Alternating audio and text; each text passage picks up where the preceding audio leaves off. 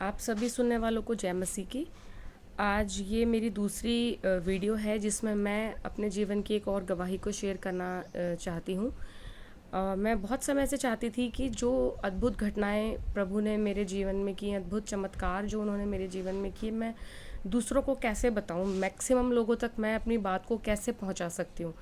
तो एक समय ऐसा आया जब मुझे रियलाइज़ हुआ कि हाँ, यूट्यूब इसका एक अच्छा माध्यम है जिसके द्वारा अधिक से अधिक लोग मेरी बात को सुन सकते हैं, मैं अपनी बात वहाँ तक पहुँचा सकती हूँ। ये बात अ, आज से करीब 20 साल पहले की है और मैं ट्रेनिंग में थी, मैं हॉस्टल में रहती थी और वहाँ पर हम लोगों का 4-5 फ्रेंड्स का एक ग्रुप बना और हम लोग शाम के वक्त प्रेयर किया करते थे और हम सभी प्रभु को जानने वाले लोग थे और हम प्रेयर किया करते थे। उस हमारे ग्रुप में कई बार हमारे बैच के और बच्चे भी आ जाते थे जो कि अलग अलग धर्मों से थे, पर वो फिर भी आ जाते थे, प्रार्थना में वो बैठते थे, हम वहाँ गीतों को गाते थे, हम थोड़ा बाइबल पाठ करते थे और हम प्रेयर करते थे वहाँ पर। तो एक दिन ऐसा हुआ कि मेरी एक फ्रेंड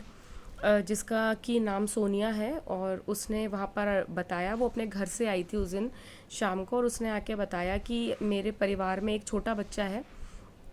उसके ब्रेन में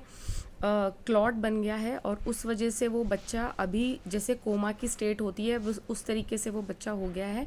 और वो डॉक्टर्स ने उसका जवाब दे दिया। उन्होंने बोला है कि दिमाग की सर्जरी करनी पड़ेगी, उसके अलावा कोई रास्ता नहीं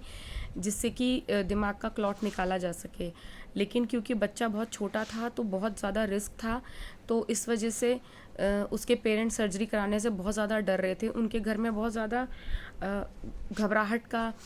डर का उनके घर पे माहौल था। तो वो आई और सिंपली उसने आके बोला कि क्या आप लोग मेरे घर का जो छोटा बच्चा है, क्या आप लोग उसके लिए भी प्रार्थना कर सकते हो? और हमने कहा कि ठीक है, ज़रूर हम प्रार्थना करेंगे। हमने उस बच्चे के लिए प्रार्थना करना शुरू किया और यकीन मानिए प्रार्थना कोई हमने बहुत ज़्यादा दिनों तक भी लगातार की नहीं, लेकिन फिर भी हमें उसका उत्तर प्रभु की ओर से बहुत जल्द मिल गया।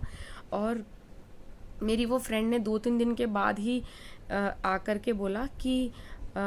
सारा, मैं ये बात बताना चाहती हूँ यहाँ पर कि जिस बच्चे के लिए आप लोग प्रार्थना कर रहे थे और जिसकी सर्जरी डॉक्टर ने बोल दी थी, उसको दोबारा लेकर के जब जाया गया रिविज़िट के लिए डॉक्टर के पास, तो डॉक्टर ने बोला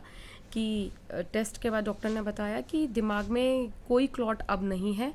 और बच्चे को कोई सर्जरी की ज़रूरत नहीं है और बच्चा अब बेहतर होता जा रहा है। उस वक्त बहुत सारे वहाँ पर ऐसे बच्चे थे जिन्होंने इस बात पर हैरानी करी और बहुत सारे बच्चे थे जो विश्वास में आने लगे कि आप लोगों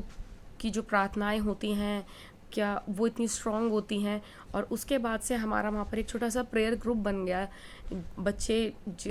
ख़ास तौर पे हमारे पास तब आते थे जब एग्ज़ाम टाइम होता था कि प्रेयर करो एग्ज़ाम के लिए, मैंने ज़्यादा पढ़ा नहीं है, या ऐसी ऐसी अपने परिवार से रिलेटेड प्रॉब्लम्स भी लेके कई बार लोग आते थे। और मैं यहाँ पे प्रभु की एक बार फिर से गवाही देना चाहती हूँ, मैं उसकी दासी हूँ, मैं उसकी गवाही देना चाहती हूँ कि प्रभु ने ये अद्भुत चमत्कार भी उस बच्चे के जीवन में किया। केवल अपने नाम से सारी महिमा प्रभु को मिले, क्योंकि जब हमने प्रभु से प्रार्थना निवेदन किए तो प्रभु ने उस प्रार्थना का उत्तर तुरंत ही दे दिया। और यकीन मानिए कि हम लोग यदि कोई भी चीज़ विश्वास के साथ प्रभु से मांगते हैं तो ऐसा नहीं हो सकता कि वो चीज़ हमें ना मिले, चाहे वो हमें असंभव क्यों ना लगती हो, लेकिन वो प्रभु के लिए संभव नहीं है।